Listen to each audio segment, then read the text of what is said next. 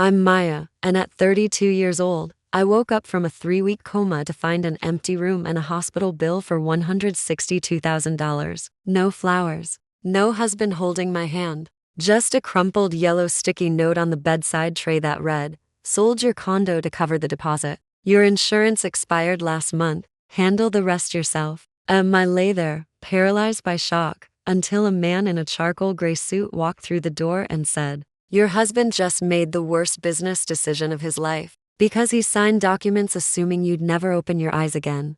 What? I didn't know then, was that this stranger held the blueprint to dismantling the man who left me for dead. Before I tell you how I brought an empire crashing down, drop a comment telling me where you're watching from. Smash that like button and subscribe if you've ever had to rebuild after someone you love tried to torch your entire existence. The heart monitor's beeping was the first sound that cut through the fog. My eyelids felt cemented shut, weighted down, like someone had stacked bricks on my face. I tried moving my fingers, nothing. My body was a foreign object, heavy and disconnected. When I finally forced my eyes open, I expected to see Marcus, my husband, the man with those deep brown eyes and that crooked smile that used to make my stomach flip. I expected him to be sitting in that uncomfortable hospital chair, holding my hand, telling me everything would be okay. But the chair was empty, pushed against the sterile white wall. No cards, no balloons, no sign that anyone had been here at all. A nurse walked in a few moments later, middle-aged black woman with kind eyes that looked too tired for kindness. She checked my vitals without making eye contact, her movements mechanical. "Where's my husband?" I croaked, my voice sounding like gravel grinding against concrete. "I need to call Marcus." The nurse paused, bit her lip, reached into her scrubs and pulled out a folded yellow sticky note. "He left this," she said softly, placing it on my tray. "Said not to call him." My hands trembled as I unfolded it. "Maya had to sell your South Loop condo to pay the hospital deposit. Your health insurance lapsed because I forgot to renew it. Can't deal with this financial mess right now. I'm at the Streeterville house. Don't call. Cleaning up your disaster. Pay everything else yourself." The air vanished from my lungs. Your disaster. Memories exploded like flashbulbs. That night on Lakeshore Drive, the curve near Belmont Harbor, the smell of bourbon on Marcus's breath. He was driving, speeding. I begged him to slow down. I remembered his laugh, cold and wild, right before the world spun and metal screamed against the barrier. He was driving. He crashed. And now he was blaming me. Before I could process the cruelty, the nurse placed a clipboard on my lap. "I'm so sorry, Mrs. Hayes," she whispered, "but Billing's been calling every hour. Now that you're awake, we need to settle the outstanding balance immediately or transfer you to Cook County." I looked at the bottom line. 162,000. I fumbled for my purse, shoved into a plastic patient belongings bag. My platinum credit card, the one I'd worked a decade to qualify for, was still there. "Try this," I said, trying to project confidence I didn't feel. The nurse returned 2 minutes later. "Declined." I tried my debit card. "Declined." I tried the joint account card. "Reported lost or stolen." He'd drained everything. Sold the condo, the one asset I'd bought with my own money before marriage. The safety net I kept in my name. Gone. I was trapped in a hospital bed. Broken. Bankrupt. Alone. Tears stung my eyes, but I refused to let them fall. Not here. Not in front of strangers. Then the heavy door swung open. I flinched, expecting security to throw me out. But it wasn't security. A man walked in, tall, impeccably dressed in a 3-piece charcoal suit that probably cost more than my old car. Salt and pepper hair cut close. An aura of power that sucked oxygen from the room. He looked at me, not with pity, but with cold calculation. "Who are you?" I asked, pulling the thin sheet up to my chin. "If you're a debt collector, you're wasting your time." "My husband took everything." The man smiled, a shark's smile that didn't reach his eyes. "I'm not here for your money, Maya," he said, his voice deep and commanding. "My name is Dominic Sterling, and I'm here because your husband just made the biggest mistake of his professional life." I stared. Dominic Sterling. The name was legendary in Chicago real estate circles. A billionaire who collected buildings like other people collected stamps. Why would he be in my hospital room? "Marcus thinks you're going to die here," Dominic said, walking closer. "He thinks you'll never wake up to challenge the paperwork he filed yesterday morning." "What paperwork?" I whispered. Dominic pulled an iPad from his briefcase. He tapped the screen and turned it toward me. It was a digital contract, a merger agreement. Marcus was selling his property management company to Sterling Holdings. But what caught my eye was the addendum listing assets being transferred as collateral. Right at the top, the Bronzeville Theater, my grandmother's theater. A dusty old building on the south side, filled with what Marcus called junk, broken seats, old props, stacks of playbills. He'd demanded I sell it for years. I refused. It was the only thing I had left of her. He's selling my theater, I said, fury rising. He can't. It's in my name only. Look closer, Dominic said. I squinted at the deed transfer. At the bottom was a signature, my signature. Or a very good forgery. He signed for you, Dominic said. Told my lawyers he had power of attorney because you were incapacitated. He's rushing this deal because he wants a seat on my board of directors. He thinks that theater is just a pile of bricks he can trade for a corner office. Why are you telling me this? I asked. If you want the deal, why not just let him sell it? Dominic took the iPad back. Because, Maya, I don't want the theater. I want what's hidden inside it. And you're the only person alive who knows where to look. I know what you do for a living. You're a theater restoration expert. You have an eye for detail Marcus lacks. He sees trash. I see history. And I don't do business with men who forge their wives' signatures while they're in a coma. He reached into his jacket and pulled out a black American Express card. He placed it on the tray next to the unpaid bills. I just paid your hospital bill in full, Dominic said. 162,000. Consider it an investment. I looked from the card to his face. What do you want from me? I want you to get up, Dominic said. I want you to get dressed. And I want you to help me destroy him. But first, you need to see exactly what he's doing while you're lying here. He handed me a sleek black smartphone. Make the call, he said. Call your sister. My sister. Zara, the golden child who always said Marcus was too good for me. My fingers shook as I dialed her number. It rang 4 times. Hello? Zara yelled over deafening music. Hip-hop bass. Laughter. Clinking glasses. It's Maya, I said. I'm awake. Silence. Then a groan, annoyance. Not relief. You're awake? She slurred, words thick with champagne. Great, just great. Look, don't come home. We're busy. Why? I asked, heart hammering. Because we're throwing a party, Zara snapped. A celebration. Kyle and I are hosting a bash for Marcus. He just closed the deal of the century. He's about to be a VP. We don't need you showing up with your hospital smell and drama, ruining the vibe. Stay there a few more days. Or go to a shelter. I don't care. Just don't bring your bad energy here. She hung up. I sat there staring at the phone. My husband tried to kill me, sold my home, stole my inheritance, and my own sister was celebrating his success in the house I helped pay for, telling me to go to a shelter. Rage, hot and purifying, burned through the pain. I looked at Dominic. Get me out of here, I said. Dominic nodded. He pressed a button on the wall. 2 private orderlies walked in carrying a bag of clothes, high-end clothes. Silk and cashmere. Not the rags I'd arrived in. Where do you want to go? Dominic asked. I swung my legs over the bed. Pain shot through my ribs, but I ignored it. I stood swaying until I found my balance. I looked Dominic dead in the eye. Take me home, I said. I want to crash the party. I want to see the look on their faces when the corpse walks through the front door. The ride to my house was leather seats and cold fury. Dominic worked on his laptop, giving me space to simmer. When the car pulled up to the Streeterville mansion, I gasped. The driveway was packed: Mercedes, Range Rovers, Porsches, lights strung in the trees, music thumping from inside. My house. The house I'd put 70% of the down payment on, using money I'd earned restoring historic theaters. I opened the car door. My legs were weak, but my will was iron. I'll be right behind you, Dominic said. I walked up the front steps. The door was unlocked. I pushed it open.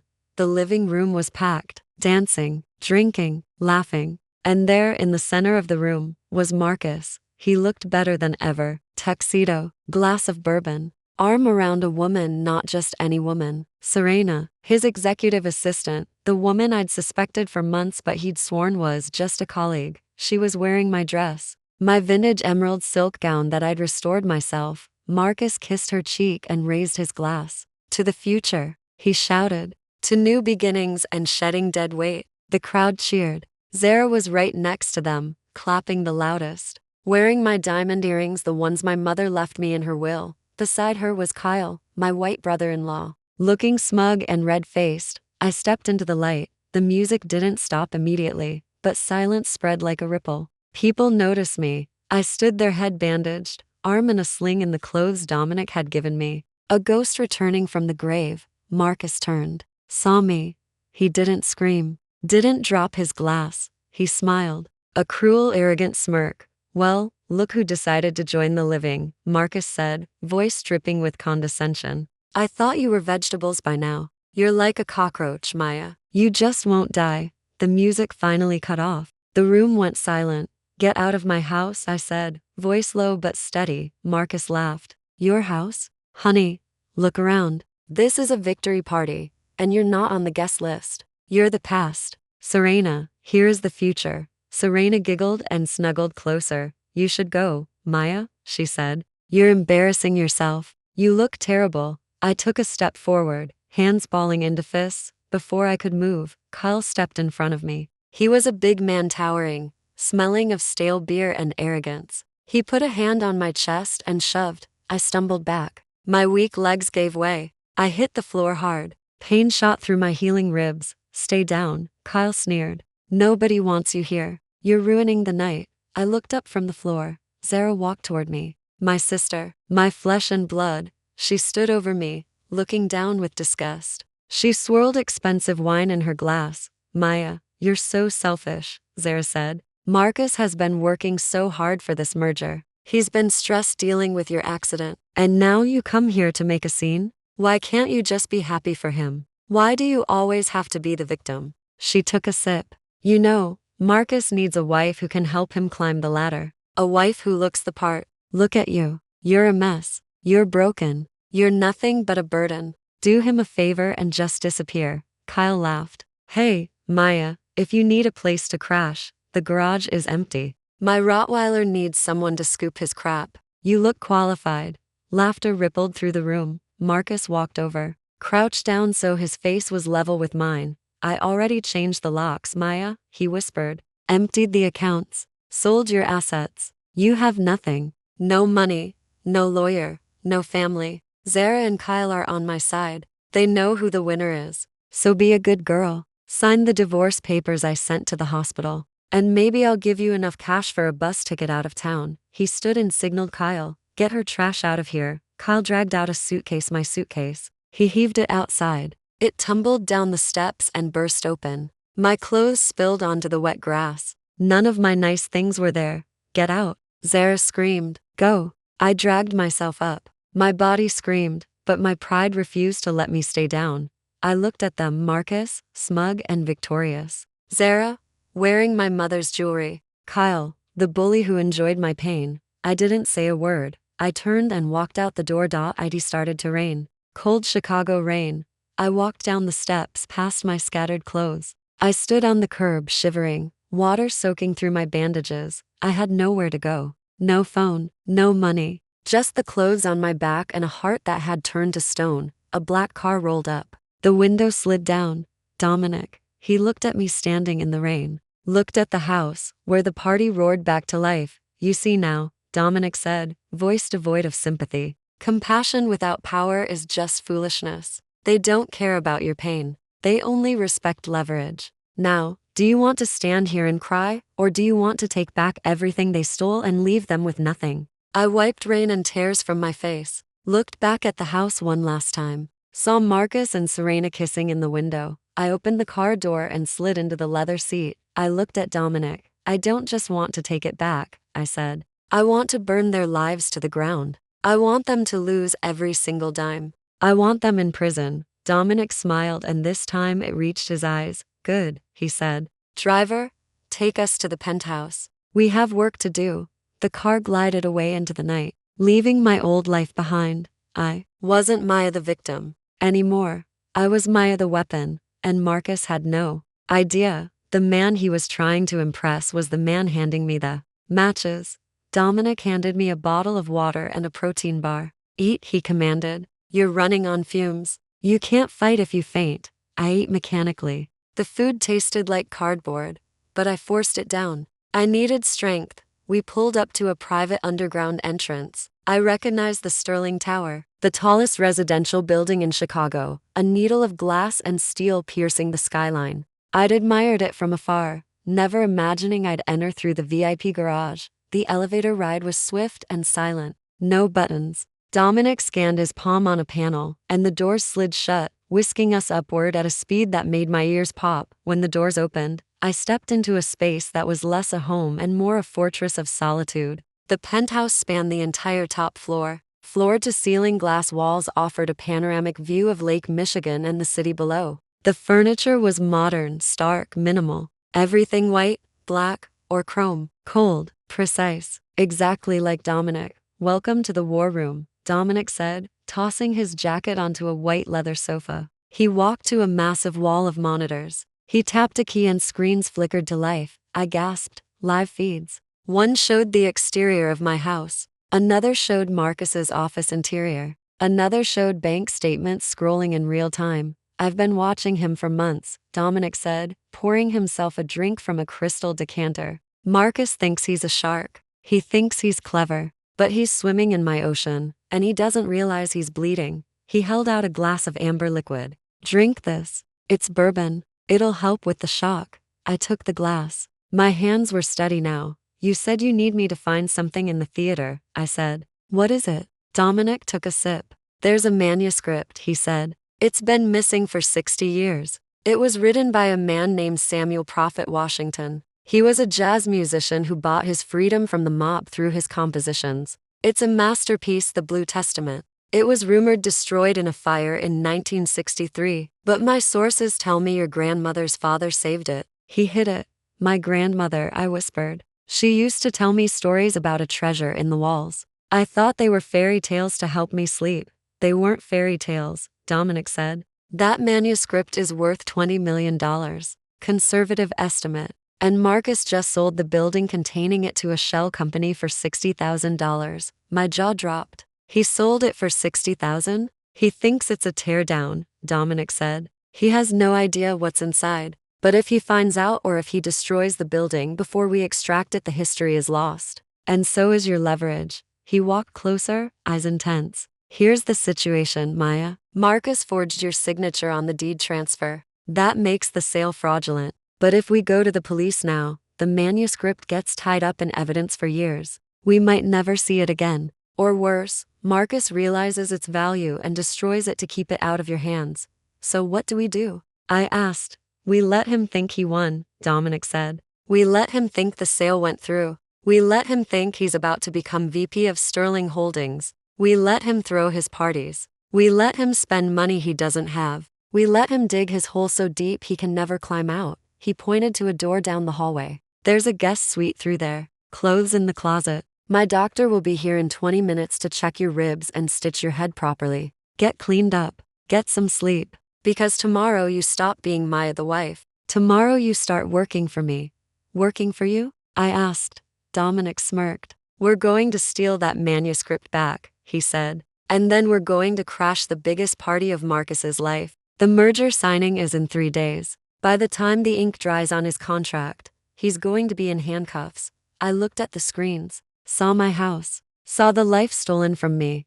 Then I looked at my reflection in the glass, a woman with mud in her hair and blood on her face, but with eyes that burned like coals. I downed the bourbon in one gulp. It burned, going down a cleansing fire. I set the glass down with a sharp click. "I don't need sleep," I said. "Show me the blueprints of the theater. I know where she hid it." Dominic laughed, a dark, delighted sound. "Excellent," he said. He tapped the screen. The blueprints of my grandmother's theater appeared, glowing blue in the dim light. "Let's begin. Sunday morning in Chicago isn't just a time of day, it's a performance." And nowhere was the stage grander than at Greater Vision AME Church on the South Side. This was where Chicago's black elite came to see and be seen. High hats, higher heels, and judgments whispered behind paper fans. The air was thick with expensive perfume and old hymnals. Sunlight streamed through stained glass, painting the congregation in ruby and gold. It should have been sanctuary. Instead, as I stood in the vestibule, it felt like walking into a lion's den. Dominic had dropped me off a block away. His black Bentley would have drawn too much attention. And today wasn't about flashing power. It was about witnessing the depth of my husband's depravity. Dominic had arranged for a makeup artist at dawn. She hadn't hidden my injuries, just made them look less like a horror movie and more like a tragedy. My head was still bandaged, clean white wrapping stark against my dark skin. My arm in a sleek black sling. I wore a simple navy dress hanging loosely on my frame, emphasizing how much weight I'd lost. I looked exactly what I was, a survivor. I pushed open the heavy double doors and stepped into the sanctuary just as the choir finished their opening hymn. The organ hummed a low note I felt in my teeth. The usher, Mrs. Patterson, who'd known me for years, gasped when she saw me. Her hand flew to her mouth. "Maya," she whispered, eyes wide. "Child, we thought you were bedridden. We've been praying for you." I didn't answer. My eyes were fixed on the front of the church. There, standing in the pulpit next to Pastor Coleman, was Marcus. He looked the picture of sorrowful dignity. Black suit, head bowed in mock humility. Zara stood to his left, clutching a handkerchief she didn't need. Kyle on his right, thick neck straining against his collar, looking like a bodyguard for a mob boss. Center stage, the grieving family, and I was the ghost watching my own eulogy. Pastor Coleman raised his hands, quieting the congregation. "Brothers and sisters," he boomed, voice echoing off vaulted ceilings. "Today we have heavy hearts, but also spirits of gratitude. Brother Marcus has been walking through the valley of the shadow of death. His beloved wife, our sister Maya, was struck down in a terrible accident." A murmur of sympathy rippled through the pews. Women dabbing eyes, men shaking heads. They bought it, every second of his performance. "But God is good," the pastor continued. "Marcus hasn't let grief consume him. Instead, he's chosen to sow seeds of hope. Even as he cares for his invalid wife, even as he shoulders the burden of her medical bills, he's found it in his heart to give back to this community." Marcus stepped forward, took the microphone, his voice steady, but with just the right tremor to sound heartbroken. "Thank you, Pastor," Marcus said, looking out at the crowd, eyes glistening with fake tears. "It's been the hardest 3 weeks of my life. Seeing Maya lying there, helpless, it breaks a man. But I know she'd want me to be strong. She'd want me to help others." He reached into his jacket and pulled out a check, one of those oversized ceremonial checks for photo ops. "In honor of my wife," Marcus announced, raising his voice, "I'm donating $12,000 to the church's building fund. We want to ensure this sanctuary stands strong, just like my love for her." The congregation erupted. Standing ovation, clapping, cheering. "Amen." Someone shouted from the back, "Praise God for a good man." I felt blood drain from my face. $12,000. That wasn't his money. That was my retirement fund. The IRA my grandmother set up when I was 18. He'd liquidated it, stolen my future to buy applause in the present. He was using my money to play hero while I stood in the back with nothing. The rage simmering in my gut boiled over. Cold, lucid anger. I didn't care about the plan anymore. I didn't care about waiting. I wanted to scream. I wanted to tear that check from his hands and shove it down his throat. I started walking, my limp pronounced, leg dragging slightly, but I moved with purpose. I didn't look at people in the pews. I kept my eyes locked on Marcus. Applause started dying as people noticed me. Hush, spreading from back to front like a wave. Heads turning, whispers. "Is that her? Is that Maya? She looks terrible." I thought she was in a coma. Marcus was still smiling, basking in adoration, looking up at the balcony. He didn't see me until I was halfway down the aisle. When he finally looked down, his smile faltered. For a split second, I saw panic. The mask slipped. He looked like a deer in headlights. Took a half step back, almost tripping over the pastor's robe. I kept coming. I was going to walk right up those stairs. "Take that microphone. Tell every single person in this room that Marcus Hayes was a thief, a liar, and an attempted murderer." I was 10 feet from the front row. I opened my mouth to speak. Suddenly, a hand clamped onto my arm, a vice grip. I was yanked sideways hard enough to stumble. Pain shot through my ribs. I looked up. Zara? She'd moved with viper speed, intercepting me before I could reach the altar. She blocked my path, her body shielding me from view of the pastor and Marcus. Kyle was right behind her, a wall of muscle cutting off my retreat. To the congregation, it might have looked like a concerned sister rushing to help her injured sibling. She wrapped her arm around my waist, pulling me close in a hug that felt like a chokehold. "Oh, Maya," Zara cried out loud enough for the front row to hear. "You shouldn't be out of bed. You're confused." You're hurting yourself. She dragged me toward the side exit, away from the pulpit, away from the microphone. I tried to pull away, but I was too weak. My body was still broken. Zara was strong with the strength of desperation. Let me go, I hissed, struggling. He stole my money. That's my money.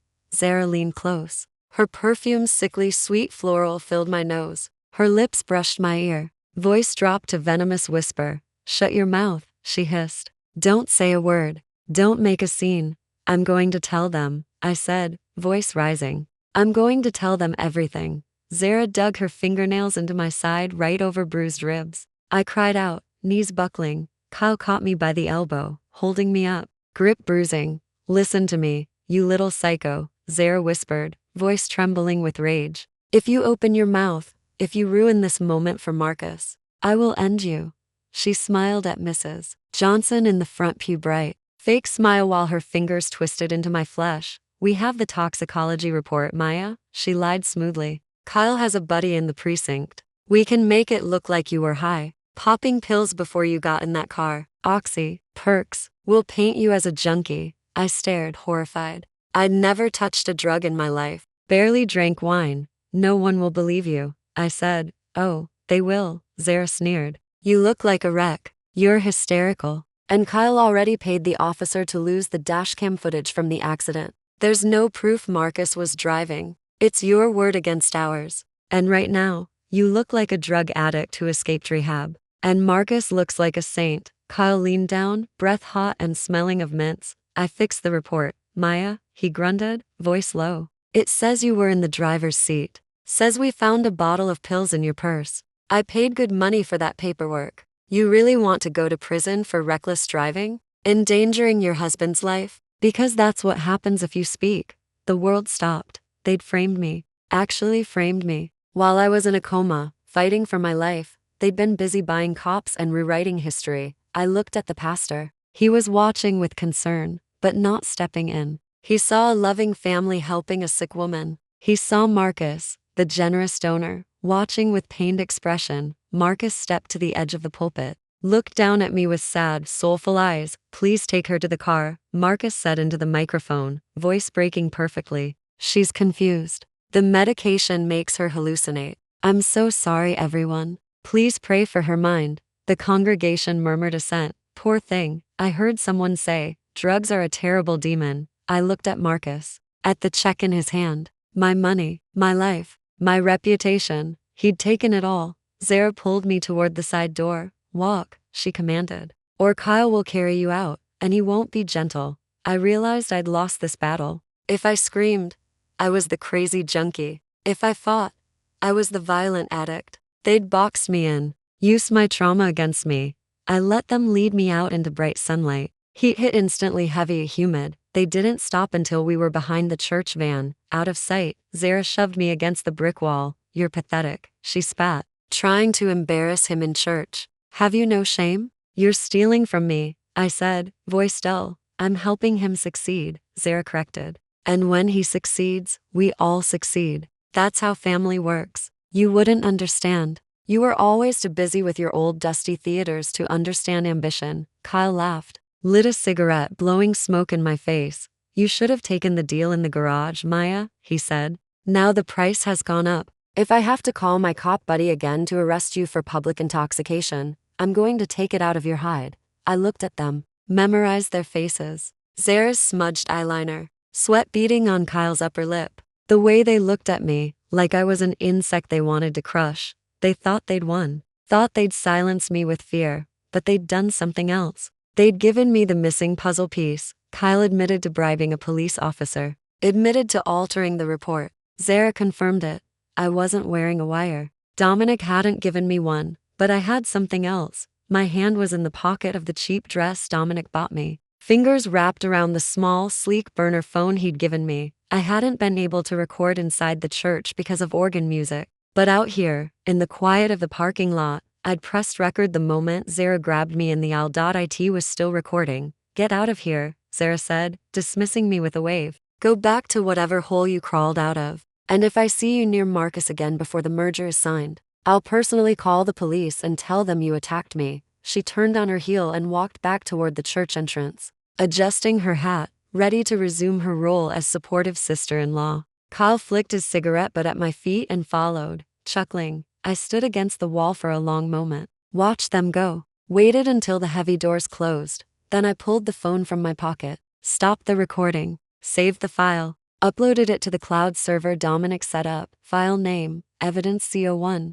I didn't cry, didn't shake. I felt cold, dark satisfaction spreading through my veins. They'd framed me for being a junkie, bribed police, felony, conspiracy. End of Kyle's career, end of Zara's freedom. I walked away from the church, walked with my head up, legs still hurt, ribs still screamed, but I didn't limp. I marched. I walked a block down to where the black Bentley was idling in the shade of an oak tree. I opened the door and slid inside. Dominic looked up from his tablet. Well? He asked. Did you blow it up? Not yet, I said. I held up the phone, but I got the detonator. Dominic took the phone, plugged it into his laptop and listened to the audio. He heard Zara's threat. He heard Kyle's admission about the bribe. He heard the slur in their voices, the arrogance, the guilt. He took off his headphones and looked at me. His expression was one of profound respect. You let them humiliate you, he said. You let them drag you out so they'd feel safe enough to brag. I nodded. They needed to feel like they won. People talk when they think they've won. Dominic closed the laptop. You're a quick study, Maya. We have the fraud now. We have the corruption. We just need one more thing. What? I asked. The money, Dominic said. We need to prove where the money went. And for that, we need to get into Kyle's computer. I leaned back against the leather seat, exhausted, in pain, but smiling. Take me to the theater, I said. I know how to get the manuscript, and I know how to make Marcus sell it to us for pennies. Dominic tapped the partition. To the theater, he told the driver. The car pulled away from the curb. I watched the church disappear in the distance. They were still inside, singing hymns, spending my money, thinking they were untouchable. They had no idea the woman they'd dragged out the side door had just walked away with the keys to their prison cells.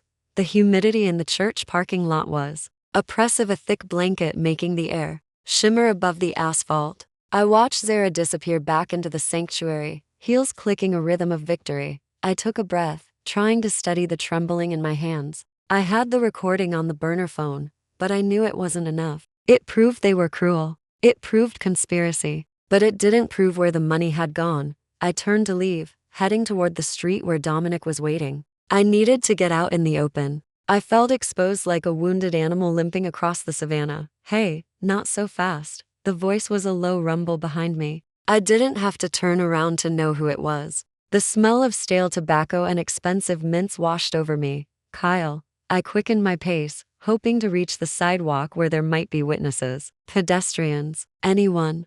But Kyle was faster. He moved with surprising agility for a former college linebacker. Heavy footsteps pounding concrete. He cut me off, stepping in front of me, forcing me back against the rough brick wall of the church annex. He loomed over me. Kyle was a big man, broad-shouldered, thick-necked, with a face that had begun to soften with age and alcohol. He placed one hand on the wall beside my head, boxing me in. His other hand went to his pocket. I thought I told you to leave, he said, voice dropping to a conversational tone, somehow more terrifying than a shout. You don't listen very well, do you, Maya? That's always been your problem. You think you're smarter than you are. I pressed my back against the bricks, feeling rough texture snag on my cheap dress. I'm leaving, I said, voice steady despite my racing heart. Get out of my way, Kyle. He chuckled, dry, humorless sound. Not yet. We have some business to conclude. Marcus is a sentimental guy. He feels bad for you. Believe it or not, he wants to make sure you land on your feet, or at least that you don't land in a gutter right in front of his new office. Kyle reached into his jacket and pulled out a thick manila envelope. He held it up teasingly, just out of reach. You know, I tried to tell him to just let you rot, Kyle said. I told him you were a sunk cost, but he insisted. He wants this done clean. No loose ends. No messy court battles. Just a clean break. He slapped the envelope against my chest. I instinctively grabbed it to keep it from falling. It felt heavy. Open it, he commanded. I hesitated, eyes darting to the parking lot entrance. It was empty. The service was still going on inside. We were alone in the building's blind spot. Open it. Kyle barked, slamming his hand against the wall again. My fingers fumbled with the clasp. I pulled out a stack of papers. On top was a single document, a quitclaim deed for the house. Underneath was a consent judgment of divorce. Clipped to the back was a stack of cash. $100 bills. $5,000, Kyle said, as I stared at the money. Cash, untraceable, tax-free. It's enough to get you a bus ticket to anywhere but here. Enough to rent a little apartment in some small town where nobody knows your name. It's a fresh start, Maya. A gift. A gift? I repeated, looking up at him. You stole millions from me. You stole my house. You stole my retirement. You stole my dignity. And you're offering me $5,000? Kyle shrugged. It's $5,000 more than you have right now. Look at reality. Maya, you're indigent. You have no assets. You have a history of instability thanks to that little file we put together at the precinct. If you try to fight us in court, you'll lose. I'll bury you in motions and continuances until you starve to death. I'm a partner at one of the biggest firms in the city. You restore old theaters. We're not in the same weight class. He leaned in closer, face inches from mine. I could see broken capillaries in his nose, arrogance in his pale blue eyes. Sign the papers, he whispered. Sign them right now. I have a pen. Once you sign, you take the cash and you walk away. You never speak Marcus's name again. You never look at Zara again. You disappear. If you do that, we forget about the drug charges. We forget about the restraining order we were planning to file. You get to walk away free. I looked at the papers. It was complete surrender. If I signed this, I was admitting to everything they said, giving up my claim to the house, the accounts, the business, walking away with nothing but blood money. And where's the rest of it? I asked, keeping my voice low and trembling, feigning the brokenness he wanted to see. Where's the money from my accounts, Kyle? The joint savings, the investment portfolio. Even if I sign this, I know it's gone. Where did it go? Kyle laughed, a sound of pure, unadulterated ego. He thought he'd won, thought I was negotiating the terms of my surrender, thought I was just a greedy woman trying to understand how she'd been outsmarted. You really don't get it, do you? He said, shaking his head. You think that money is just sitting in a bank somewhere, waiting for a judge to divide it? It's gone, Maya. It's ghost money. He tapped his temple with a thick finger. I moved it, he said. I moved it the day after your accident. While you were lying in that coma, hooked up to machines, I was busy. I set up a shell corporation in the Cayman Islands, a little consulting firm that doesn't exist. Marcus paid them for services rendered, consultations, retainers, fees. We drained the corporate accounts. We drained the personal accounts. We washed it all through 3 different offshore banks before it landed in a trust that nobody can touch. Not you, not the IRS, not God himself. He grinned, proud of his handiwork. It's a work of art, really, he bragged. Much more complex than restoring a broken chandelier. That's the difference between us, Maya. You work with your hands. You fix things that are already broken. I work with the law. I bend reality until it fits what my client needs. You're a craftswoman. I'm an architect of destiny. You can't fight me, because you don't even speak the language. He grabbed my wrist, squeezing hard. So sign the papers. Take the $5,000. It's over. The money's in the Caymans, and you're never getting it back. This is the best deal you're going to get. The Cayman Islands, he'd admitted it. Admitted to laundering the money. Admitted to the timeline. Admitted it was premeditated. My heart was hammering against my ribs, but my mind was ice cold. This was it. This was the smoking gun. The recording on the burner phone was good, but it was just talk. This was a confession to a federal crime, but I needed to be sure. I needed him to say it one more time. I needed him to feel safe enough to be explicit. I looked down at the papers, letting my shoulders slump. Let a tear leak out of my eye. You won't let me have anything, I whispered. Not even enough to start a business. Kyle sighed, loosening his grip on my wrist slightly. Business? He scoffed. Maya, you're not a businesswoman. You're a hobbyist. Marcus subsidized your little theater restoration shop because it made him look like a supportive husband. But let's be real, you were never going to make it on your own. We did you a favor. We cut the dead weight. Now sign. He clicked a gold pen and held it out to me. I reached into my pocket not for the pen, but to touch the small, smooth object Dominic had given me before I left the car. It wasn't the burner phone. It was a high-fidelity listening device, no larger than a button, disguised as a decorative pin on the cheap dress. I'd activated it the moment Kyle cornered me. I looked at Kyle, looked at the pen, let my hand tremble as I reached for it. If I sign, I said, voice shaking, will you promise not to hurt me anymore? Will you promise to leave me alone? Kyle smiled the smile of a wolf looking at a lamb. Cross my heart, he said. Once you sign, you're a ghost to us. We won't even remember your name. I took the pen, placed the papers against the rough brick wall. I signed my name, not my real signature. A shaky, jagged scrawl that looked like the writing of a broken woman. A signature any handwriting expert would later testify was made under duress. I handed the papers back. There, I said. You win. Kyle snatched the papers, checking the signature. He nodded, satisfied. Shoved the papers into his inner pocket. Smart girl, he said. He patted my cheek, a patronizing gesture that made my skin crawl. Enjoy the $5,000, Maya. Try not to spend it all on therapy. He turned and walked away, whistling a low tune. Walked back toward the church entrance, adjusting his jacket, feeling the weight of his victory in his pocket. He thought he was untouchable, thought he was the architect of destiny.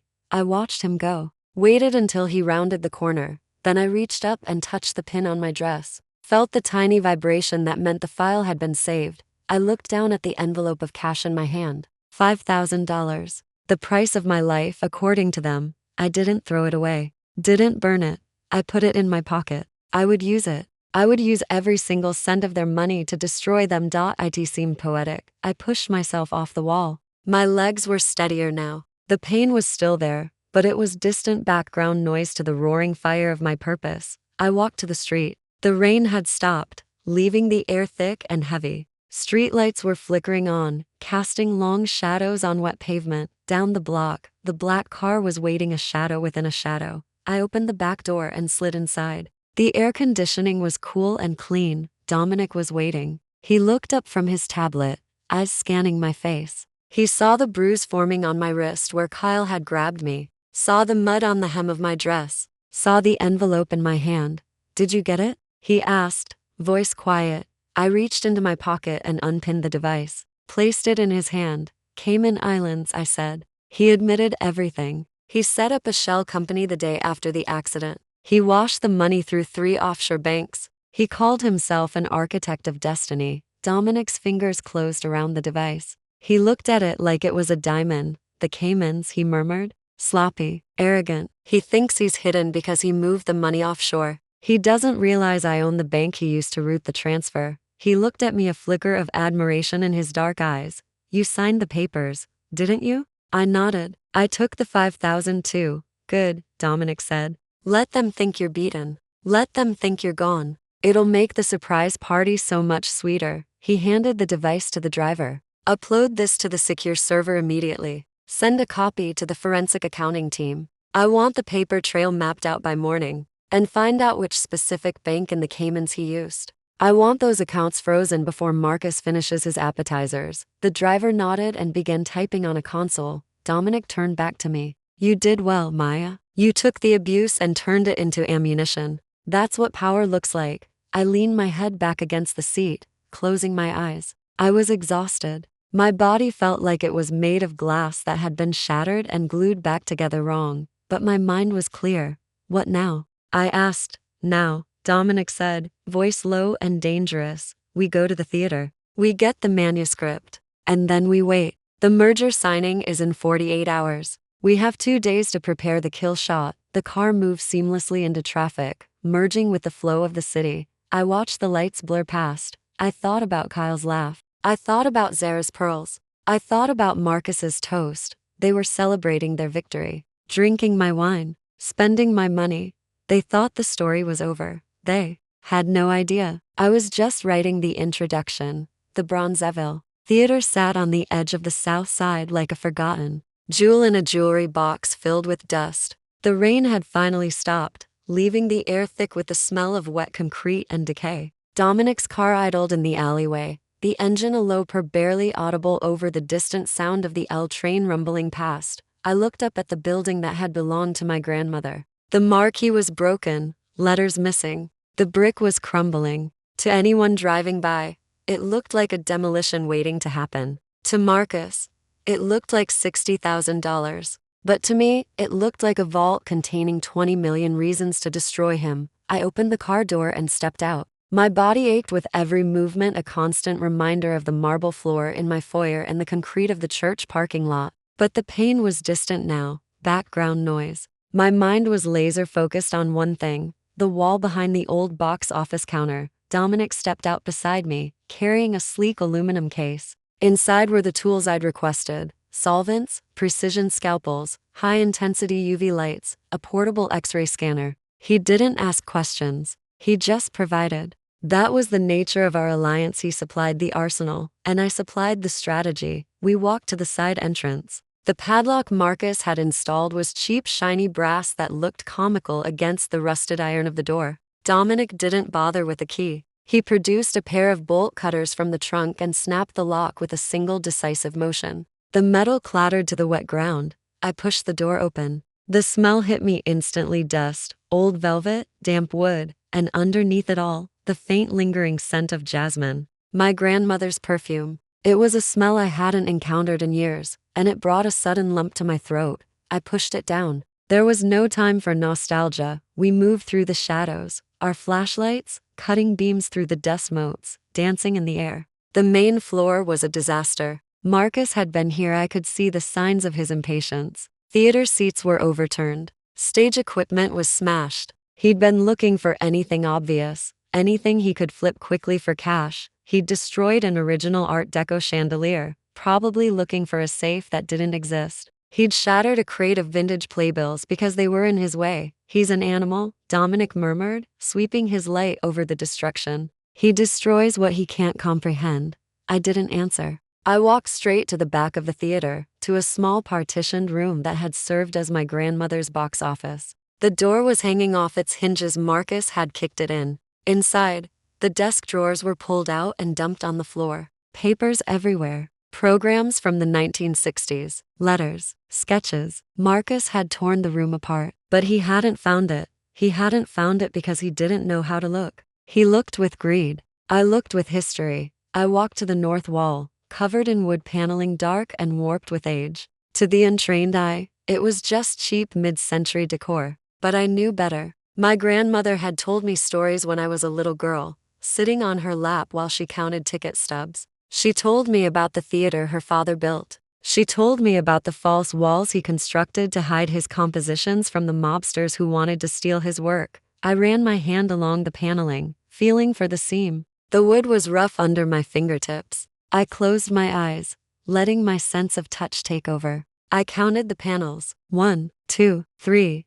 Here, I whispered. Dominic set the aluminum case down on the desk. He opened it, and the tools gleamed in the flashlight beam. I selected a thin surgical scalpel and a small pry bar. Hold the light here, I said, pointing to the edge of the third panel. Dominic studied the beam. His hands were rock solid. I inserted the tip of the scalpel into the groove between the panels. The varnish was thick, hardened by decades of heat and humidity. I worked it gently, chipping away the seal. I didn't rush. One slip and I could damage what lay beneath. I worked with the precision of a surgeon, the same precision I used when restoring a cracked stained glass window or a torn canvas backdrop. This was my language. This was my power. After 5 minutes of delicate scraping, I felt the panel give. It wasn't nailed down. It was on a pressure latch, a mechanism so old I was terrified it had rusted shut. I swapped the scalpel for the pry bar. I wedged it in and applied gentle pressure. There was a groan of protesting wood, then a sharp click. The panel popped forward an inch. My heart hammered against my ribs. I looked at Dominic. He nodded.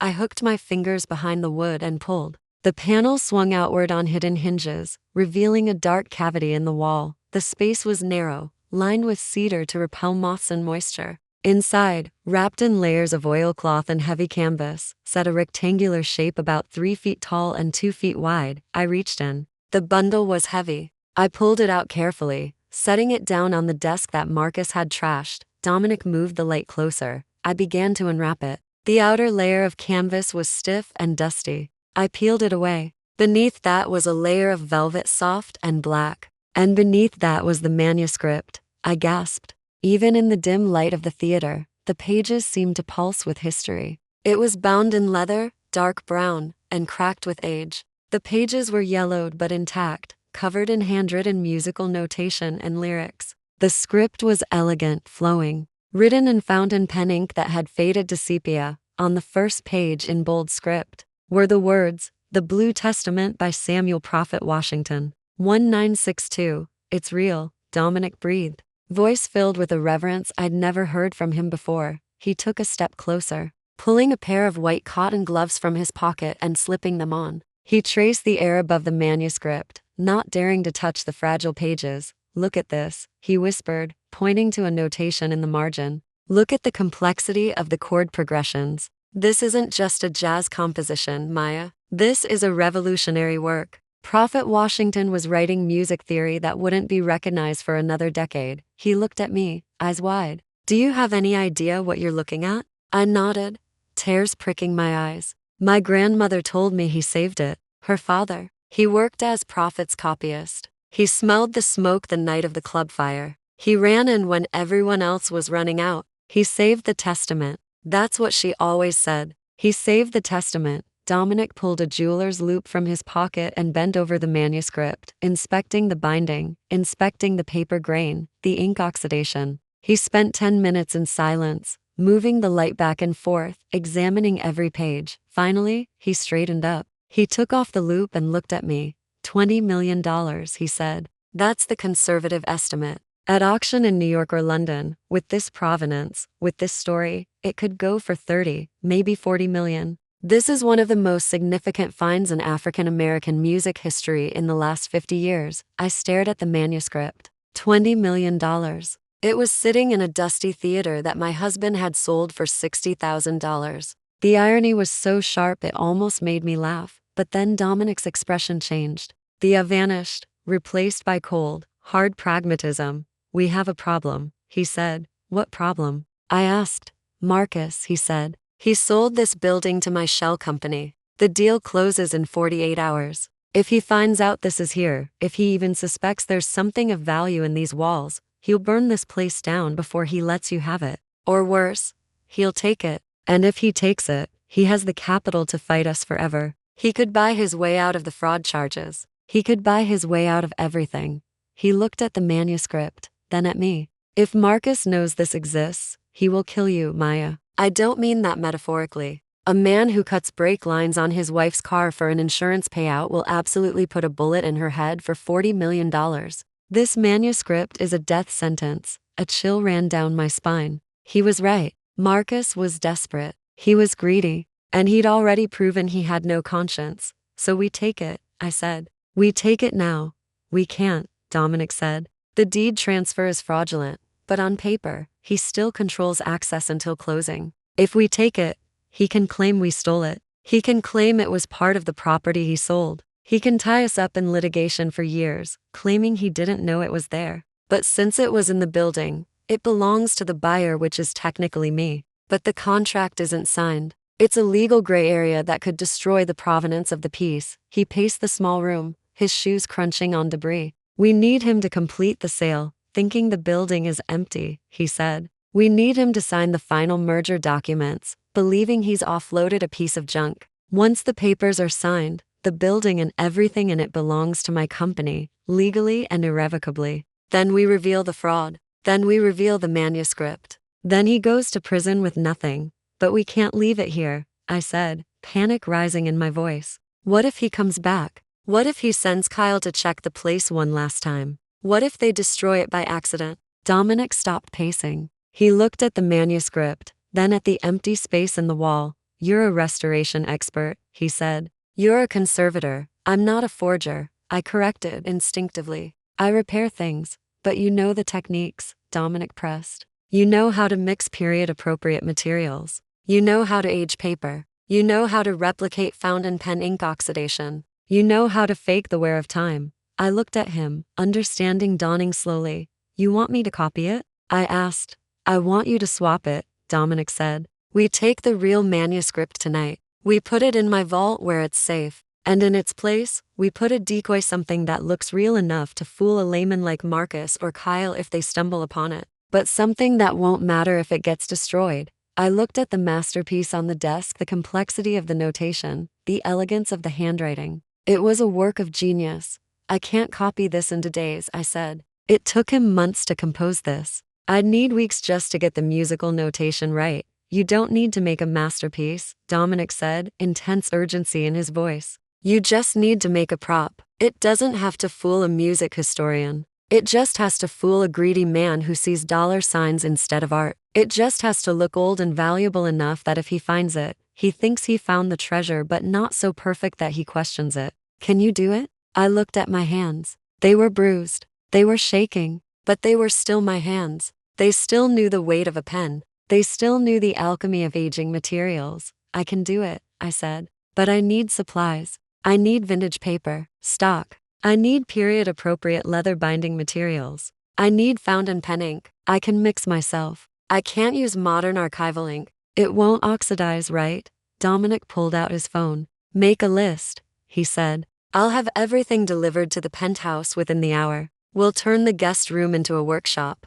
You have 48 hours, Maya. You have to forge for your life. I grabbed a piece of paper from the floor and a pen from the desk. My mind shifted gears. I wasn't the victim anymore. I was the artist. I was the forger. I was the weapon. I listed tea-stained linen, paper, iron gall ink components, denatured alcohol, aged leather scraps, cotton thread. I listed the specific grain of paper I needed. I listed the solvents to accelerate oxidation. I handed the list to Dominic. One more thing, I said. What? I need a display case, I said. A gaudy, ornate display case. The kind Marcus thinks is expensive. If we frame the fake, he'll be too distracted by the gold leaf to look closely at the content. Dominic grinned. I have just the thing in storage, he said. We wrapped the real manuscript back in its oilcloth and canvas. Dominic carried it like it was the Holy Grail. I carried the aluminum case.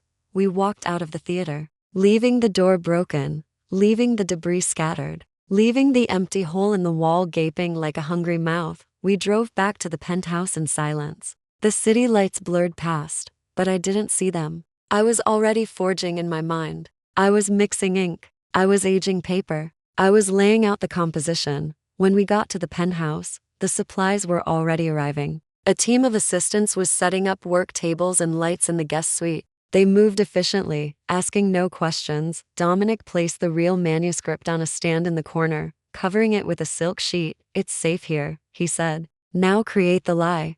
I washed my hands, scrubbing away the dirt and the blood. I tied my hair back. I put on a white cotton smock over the expensive clothes Dominic had bought me. I picked up a fountain pen. It felt like coming home. For the next 48 hours, I didn't sleep. I barely ate. I forged. I forged with a fury that frightened me. I poured every ounce of my rage, every drop of my sorrow, into that manuscript. I wasn't just copying musical notation. I was creating a trap. I mixed the ink with rust shavings to make it oxidize faster, to make it look decades old within hours. I used tea stains and coffee to yellow the paper. I used a heat gun to crack the leather binding. I used sandpaper to distress the edges. I watched the forgery emerge. It was close. It wasn't Prophet Washington, but it was a damn good echo. It had the same elegance, the same vintage aesthetic. As the sun rose on the morning of the merger signing, I put the final notation on the page. I stepped back.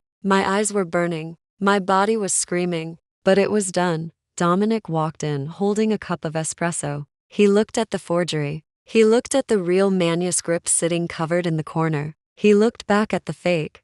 It's terrifying, he said quietly. You're terrifying. It's ready, I said, my voice hoarse. Dominic nodded. Kyle just sent over the final contract drafts. They're meeting us at the Peninsula Hotel at 7 p.m. tonight. Marcus thinks he's about to become a king. He looked at the fake manuscript, drying under the UV lamps. Let's go plant the bait, he said. We returned to the theater. We placed the forgery into the wall cavity. We sealed the panel back up using wood glue and dust to hide the seams. We made it look untouched. We made it look like a secret waiting to be discovered, but we left one small clue. We left the corner of the oilcloth sticking out just a fraction of an inch, just enough to catch the eye of someone looking for something to steal. Just enough to trigger greed. We left the theater. We locked the gate. I went back to the penthouse to shower and dress. The makeup artist returned to cover my bruises and scars. The stylist brought a dress, not just a dress. Armor. It was a black power suit tailored within an inch of its life. Sharp. Dangerous. I looked in the mirror. The woman looking back wasn't the woman who had cried on the curb. She wasn't the woman who had begged for her husband's love. She was the CEO of her own destiny. Dominic knocked on the door. "It's time," he said. I opened the door. I walked out. "Let's go get my house back," I said, and we walked into the elevator. Ready to crash the party to end all parties. The laptop screen glowed with a soft blue light in the semi-darkness of Kyle's home office. The room smelled of stale cigar smoke and expensive leather, a scent that used to intimidate me, but now just smelled like corruption. I watched the progress bar on the screen crawl forward. 80%, 85%. My heart was hammering against my ribs, a frantic rhythm that seemed loud enough to wake the dead. I wasn't supposed to be here. Dominic's security team had disabled the perimeter alarms for exactly 15 minutes. I'd used the spare key hidden inside the fake rock by the porch, key Zara had forgotten about years ago because she never did her own gardening. It was a risk. It was breaking and entering, but the law had failed me, so I was making my own laws. Outside, the wind howled through the trees of the upscale Lincoln Park neighborhood. Zara and Kyle were at the rehearsal dinner for the merger signing, preening in front of Chicago's elite. They thought I was crying in a gutter somewhere. They had no idea I was sitting in their leather executive chair, stealing their secrets. 90. Dominic's hacker, a young woman named Cypher who worked out of the penthouse basement, was guiding me through an earpiece. "You're almost there, Maya." Cypher's voice buzzed in my ear. The encryption on Kyle's private ledger was a joke. He used his dog's name as the password. Bruno 1-3. These people are so arrogant. They don't even try to hide their crimes. I stared at the file names flickering past as they copied to the external drive. The Cayman Protocol, the Hayes liquidation, Project Erase. It was all there. Every dollar Kyle had siphoned from my accounts. Every wire transfer to the shell company in the Caribbean. He hadn't just moved the money, he'd kept a detailed log of his FEs. He was charging Marcus 20% to wash the stolen funds. He was robbing the robber. 95. Suddenly, I heard a sound that made my blood freeze. The front door downstairs clicked open. I went rigid. The alarm system was supposed to be looped. No one was supposed to be home. "Cypher," I whispered. "Someone's here." "Get out," Cypher urged. "Pull the drive. You have enough."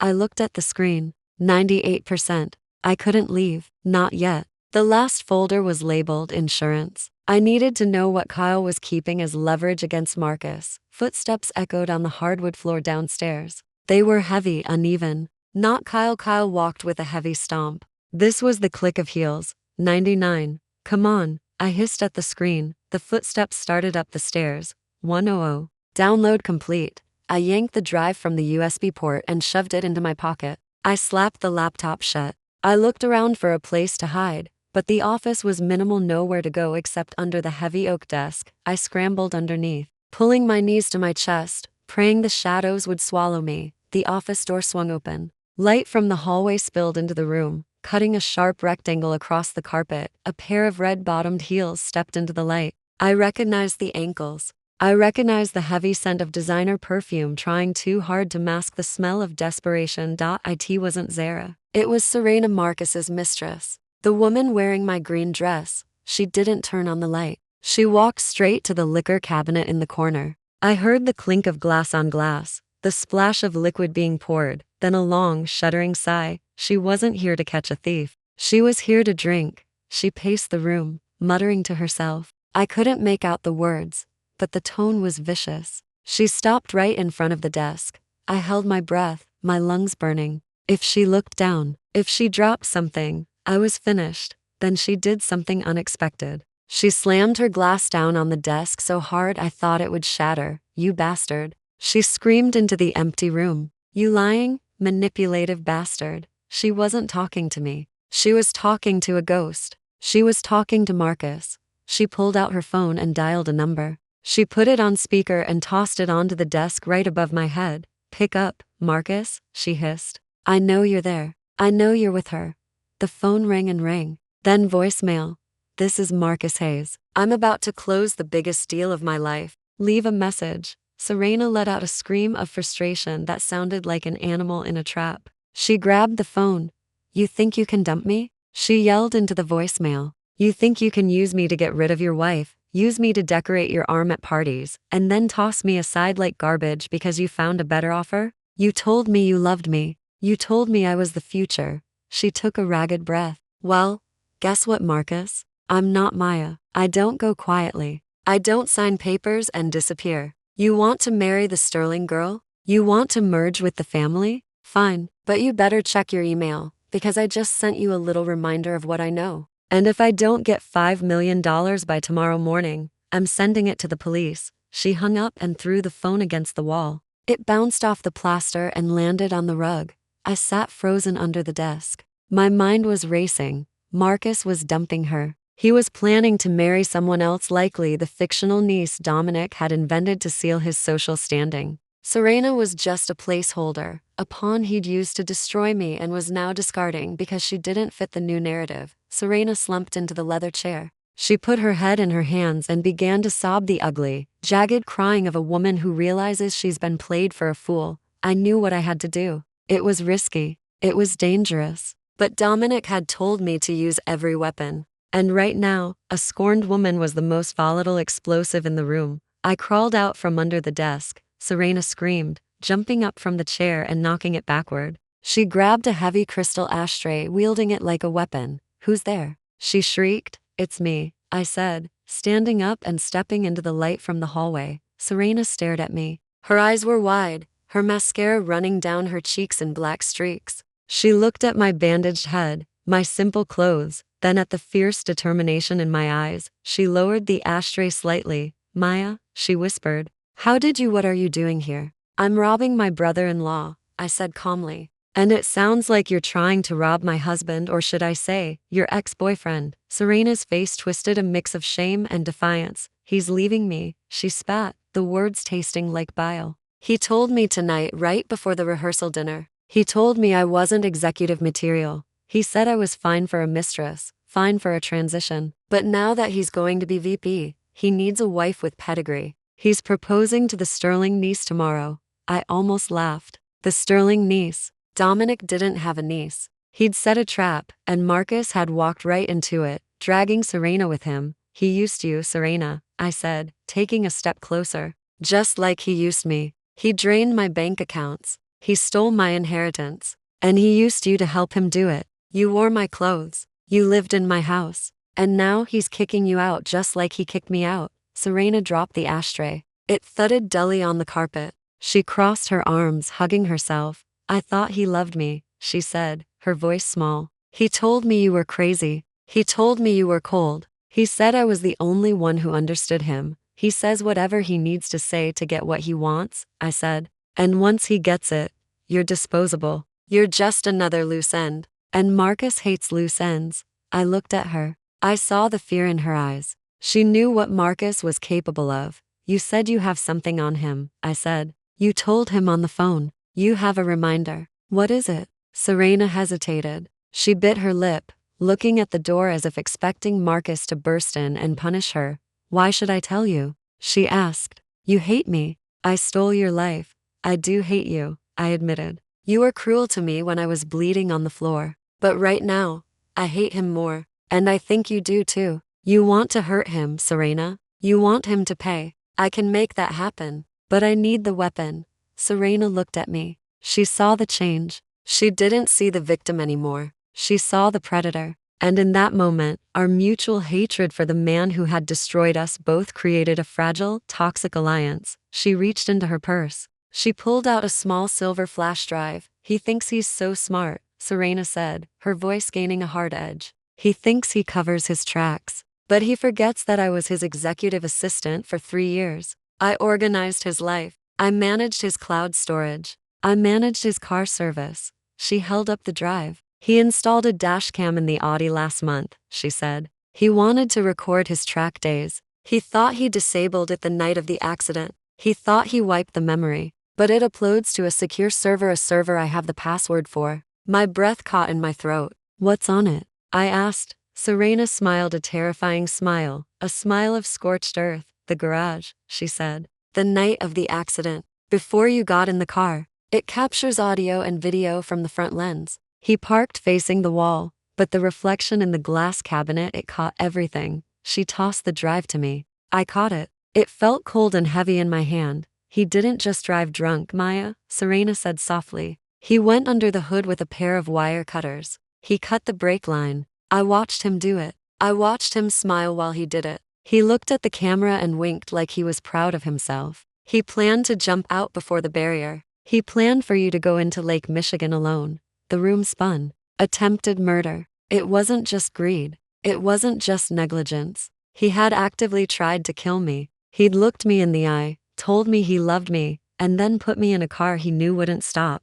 Why didn't you tell the police? I asked, my voice trembling with horror. Because I wanted him, Serena whispered. I was sick. I was obsessed. I thought if you were gone, he would finally be mine, completely. I deleted the footage from the server so no one else could find it. But I kept a copy just in case. She looked at me, tears streaming down her face again. He's a monster, Maya, and I helped him. I gripped the flash drive. I had it. The Trinity, the financial fraud from Kyle's computer, the forgery from the theater, and now the attempted murder. I have to go, I said. Serena nodded. She looked defeated. She looked empty. Take him down, she said. Burn him. I turned to leave, but stopped at the door. Get out of town, Serena, I said. Tonight, when this breaks, Marcus is going to be looking for someone to blame. And he knows you have this. I walked out of the office. I walked down the stairs past the white fur runner, past the spot where I'd bled on the floor. I walked out the back door into the cool night air. The drive was heavy in my pocket. It felt like a grenade. With the pin pulled, I ran through the darkness back to the waiting car. I jumped in breathless, my heart pounding a war drum against my ribs. I got it, I gasped, holding up the drive. I got everything. Dominic took the drive. He plugged it into his laptop. He watched the video in silence. I saw the reflection of the screen in his glasses. I saw Marcus, clear as day, cutting the line. I saw the smile. Dominic closed the laptop slowly. His face was a mask of cold fury. This changes the timeline, Dominic said. We're not just sending him to prison for fraud. We're sending him to death row. He looked at me. Are you ready to end this, Maya? I looked out the window at the city lights. I thought about the man I had loved. I thought about the life I had built. It was all gone, but in its place was something stronger. I'm ready, I said. Dominic nodded. Tomorrow night, he said. The Peninsula Hotel, the signing ceremony. We're going to turn his coronation into an execution. The car pulled away, disappearing into the shadows. I touched the pocket where the evidence lay. I closed my eyes, and for the first time in weeks, I didn't see the accident. I didn't see the hospital room. I saw Marcus in handcuffs, and I smiled. The grand ballroom of the Peninsula Hotel in downtown Chicago was a cathedral of excess. Crystal chandeliers the size of small cars hung from the gilded ceiling, casting a warm, expensive glow over the room. The air smelled of white truffles, aged mahogany, and money. It was the kind of room that whispered, "You have arrived." Marcus Hayes stood in the center of it all, looking every inch the king he believed he was about to become. He was wearing a bespoke Italian suit that cost more than my first car, the fabric shimmering slightly under the lights. He held a flute of vintage champagne in one hand, gesturing expansively with the other.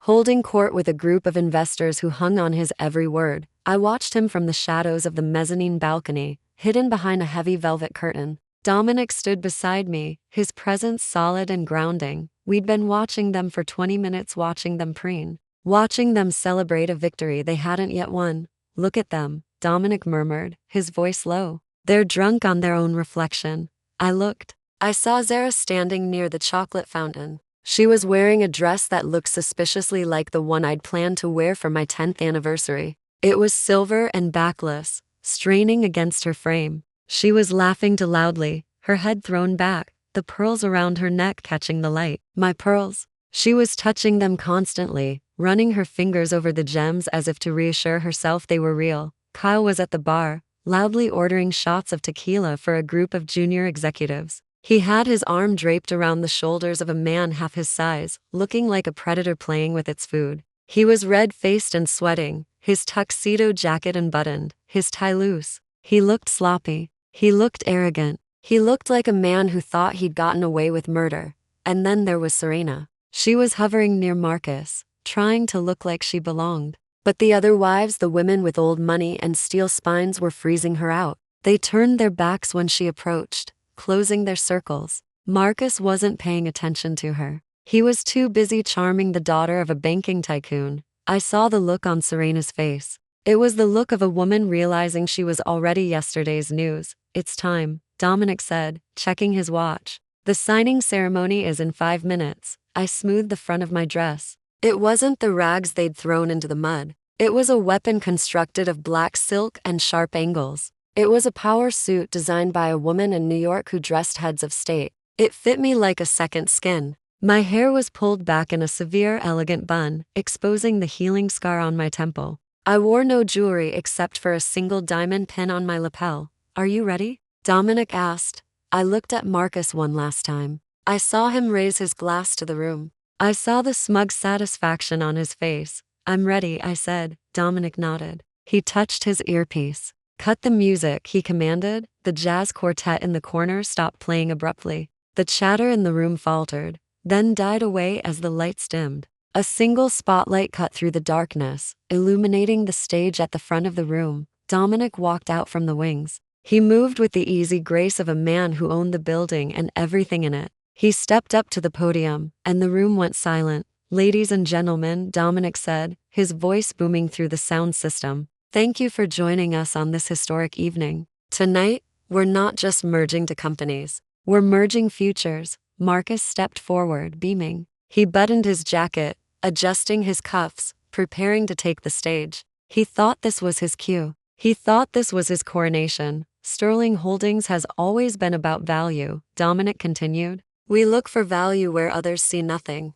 We look for potential in the overlooked. And in this merger, we found an asset so rare, so valuable, that it redefined the entire deal." Marcus nodded to Zara. She gave him a thumbs up. They thought Dominic was talking about the theater. They thought he was talking about the real estate deal Marcus had brokered using my stolen deed. "This asset was hidden," Dominic said. "It was buried. It was discarded. But true value cannot be destroyed. It can only be rediscovered." Marcus took a step toward the stairs leading to the stage. He was ready to accept his applause. "Tonight," Dominic said, his eyes scanning the crowd and landing on Marcus, "I want to introduce you to the owner of that asset. The person who made this night possible. The person who holds the future of this company in her hands." Marcus froze. "Her?" He looked confused. He looked at Serena. Serena looked blank. He looked at Zara. Zara shrugged, mouthing, "Maybe it's me." "Please welcome," Dominic said, his voice dropping an octave,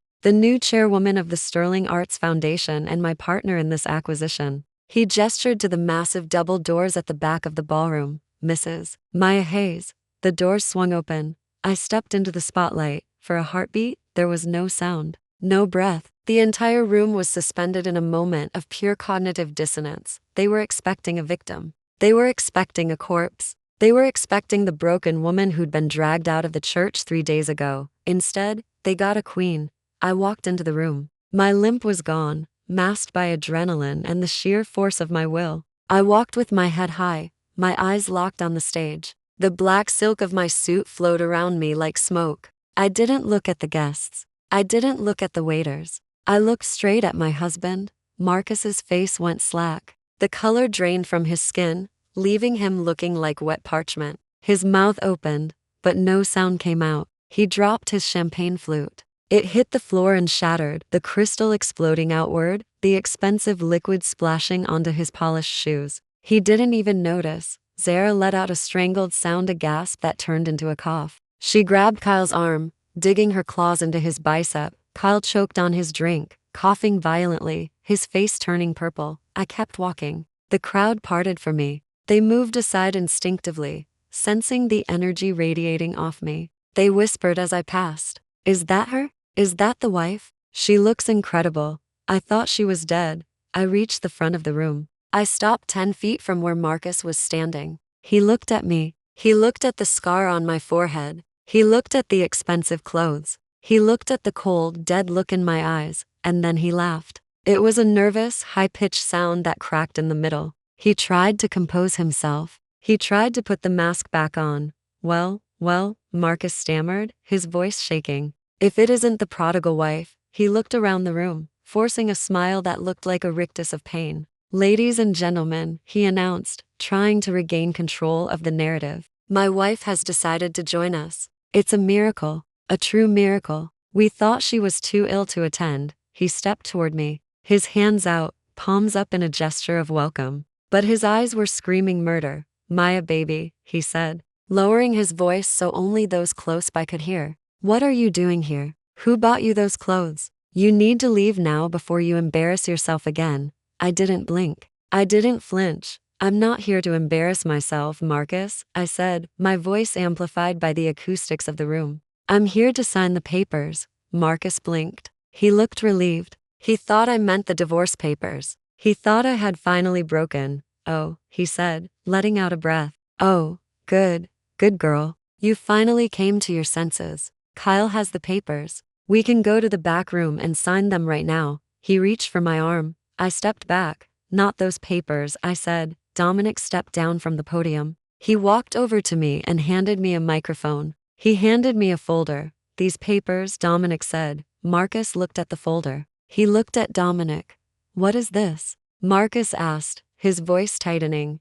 This is the deed to the theater, Dominic said. And the appraisal for the contents. And the transfer of ownership for your company. My company? Marcus said. What are you talking about? We're merging. I'm going to be vice president. No, Dominic said. You're not. He turned to the crowd. Mr. Hayes attempted to sell me a property last week, Dominic announced. A property he claimed to own. A property he claimed was empty. He signed the deed. He notarized it. He took a $60,000 deposit. He paused, letting the room absorb the words. However, Dominic continued, it turns out Mr. Hayes did not own the property. It belonged to his wife, and the signature on the deed was a forgery. Gasps rippled through the room. The investors looked at each other. The board members frowned. Marcus's face turned red. That's a lie, he shouted. She's crazy. She has brain damage from the accident. She doesn't know what she's saying. She gave me power of attorney.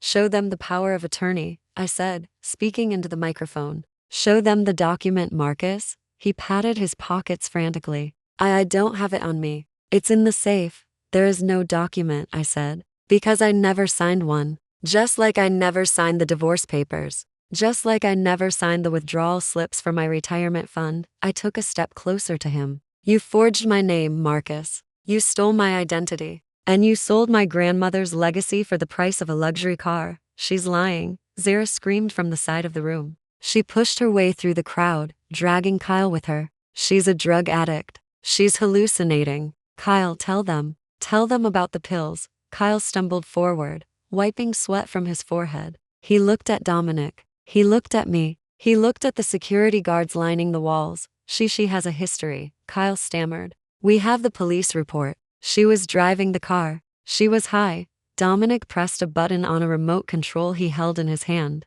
The massive screen behind the stage flickered to life. It wasn't a PowerPoint presentation about quarterly earnings. It was a video. It was grainy, black and white footage. It showed a garage. It showed an Audi. It showed a man in a tuxedo holding a pair of wire cutters. The room went deadly silent. The man in the video leaned under the hood of the car. He worked for a moment, then stood up. He looked directly at the camera. He winked. It was Marcus. The video cut to a new clip. It was audio this time, a recording of a conversation in a church parking lot. I fixed the report, Maya. Kyle's voice boomed through the ballroom speakers, clear and undeniable. It says you were in the driver's seat. It says we found a bottle of pills. I paid a lot of money for that paperwork. Kyle's face went white. He backed away, almost tripping over Zara. That's fake, he yelled. That's AI. That's a deep fake. The video cut again. This time it showed a computer screen. It showed a bank transfer, a wire sent to a shell company in the Cayman Islands.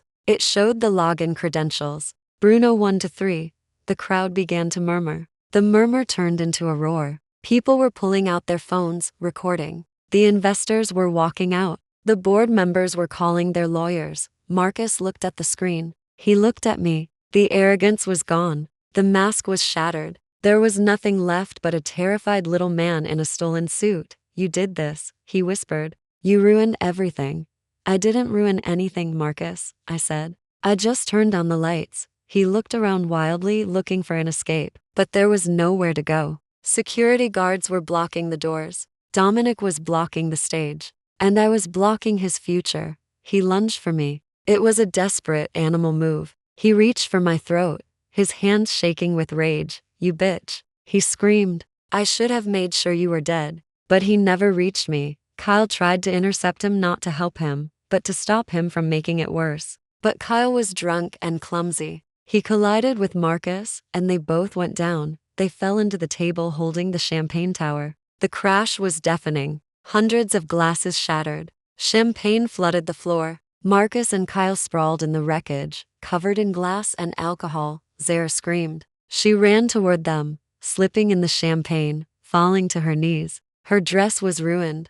Her hair was a mess. I stood over them. I didn't move. I didn't flinch. I looked down at the people who had destroyed my life. They were wet. They were bleeding. They were humiliated. I lifted the microphone one last time. "The police are outside," I said, my voice calm, cold, and final. "They have the evidence. They have the confession. And they have the warrant." I looked at Marcus, lying in the shards of his own ambition. "You said I should pay for everything myself," I said. I dropped the microphone. It hit the floor with a heavy thud. Consider the debt settled. The chaos of the champagne tower collapse still echoed in the room as I stepped away from the wreckage. My dress was untouched, a pristine black silhouette against the backdrop of their ruin. I walked up the 3 short steps to the stage where Dominic stood waiting. He moved aside, ceding the space to me, his face a mask of grim satisfaction. I stood behind the podium. I gripped the sides of the wooden stand, my knuckles white not from fear, but from the sheer force of the energy coursing through me. I looked out at the sea of faces, the bankers, the investors, the socialites. They were silent now, their eyes wide, their drinks forgotten in their hands. They were witnessing a public execution, and they couldn't look away. Marcus scrambled to his feet amidst the shards of glass. His tuxedo was soaked with alcohol, his hair plastered to his forehead. He looked wild. He looked like an animal cornered in a trap of his own making. He saw me on the stage looking down at him, and the fear in his eyes turned to a rabid, desperate fury. "Security!" Marcus screamed, his voice cracking, spraying spittle into the air. "Get her out of here. She's trespassing. She's crazy. Throw her out." 2 uniformed security guards stepped forward from the shadows of the wings. But they didn't move toward me. They moved toward the stairs, crossing their arms, forming a human wall between the stage and the floor. They worked for Dominic, and tonight Dominic worked for me. Marcus stumbled toward them, slipping on the wet floor. "Do your jobs,"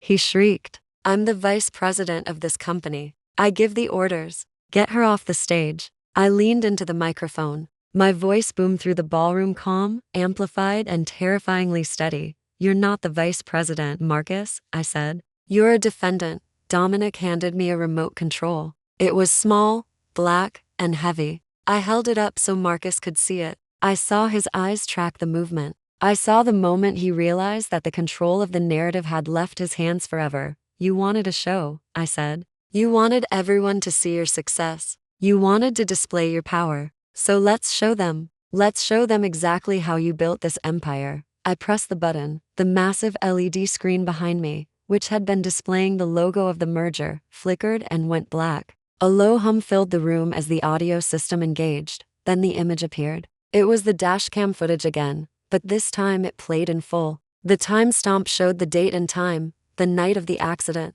The angle showed Marcus in the garage, checking over his shoulder, pulling out the wire cutters. The audio captured his breathing heavy, excited. He looked at the camera and spoke. "Insurance policy," he said to himself, chuckling. "Just in case the crash doesn't finish the job." The room erupted in gasps and horrified murmurs. The audience gasped as Marcus clipped the brake line with surgical precision. The metal snap echoed through the speakers, a sickening final snip. Marcus on screen wiped the cutters, closed the hood, and sipped his bourbon with a smile of pure malice. The video froze on that smile. Marcus stood on the ballroom floor, pale, mouth opening soundlessly. He shook his head, backing away. "That's a deepfake," he croaked. "AI, you made that up." I pressed the button again. Kyle's voice filled the room. "I fixed the report, Maya. It says you were driving. Says we found pills. I paid good money for that paperwork." The crowd turned to Kyle. His law firm partners were already making calls, distancing themselves. You called yourself an architect of destiny, I said into the microphone. I think the Illinois State Bar speaks your language. And so does the district attorney. Kyle slumped, knowing it was over. Marcus straightened his ruined jacket. So what if you have a video? It's inadmissible. My lawyers will bury it. I sold the theater. The deal is done. I'm still rich, and with money, I can make this disappear. Dominic stepped up. Actually, Marcus, there's a problem. You sold property to my shell company. The contract requires a clear title and authentic signatures. Since Maya's signature was forged while she was in a coma, the contract is void. The sale is canceled. The escrow is frozen. Marcus's eyes bulged. No, I already spent the deposit. I leveraged it for this party. That's a personal problem, Dominic said coldly. But that's not even the best part. Tell him, Maya. I took the microphone. You sold the theater for $60,000, thinking it was a pile of bricks. You stepped right over a gold mine. An image appeared on screen, the manuscript, the Blue Testament by Samuel Prophet Washington. This was hidden in the wall. My grandmother saved it 60 years ago. It's a lost masterpiece. Marcus stared. What's it worth? A couple thousand? I smiled. The Smithsonian made an opening offer. $20 million. Marcus's knees buckled. 20 million? And you sold it for 60,000. But the sale is void. The building belongs to me. The manuscript belongs to me. You're broke, Marcus. You spent the stolen retirement fund on the church donation. Your offshore accounts are frozen by the FBI. You borrowed $500,000 from loan sharks for this party. I pointed to large men in ill-fitting suits at the back. Creditors. You have no assets. No job. No wife. And a debt you can never repay. Marcus let out a sound, half sob, half scream. You did this. You set me up. I didn't set you up, Marcus. I just let you be yourself. I looked at Zara sneaking away. And you. The police want those pearls back. They're evidence in a grand larceny case. Zara burst into tears. Police moved in. The handcuffs clicked, the sweetest sound I'd ever heard. Marcus begged, Maya, please. We can fix this. We can share the money. Looked at the man I'd wasted 5 years on. I felt nothing. There is no we, Marcus. As they dragged him away, I turned to the microphone. Thank you all for coming. Enjoy the rest of the party. I dropped the microphone and walked off stage. I didn't look back.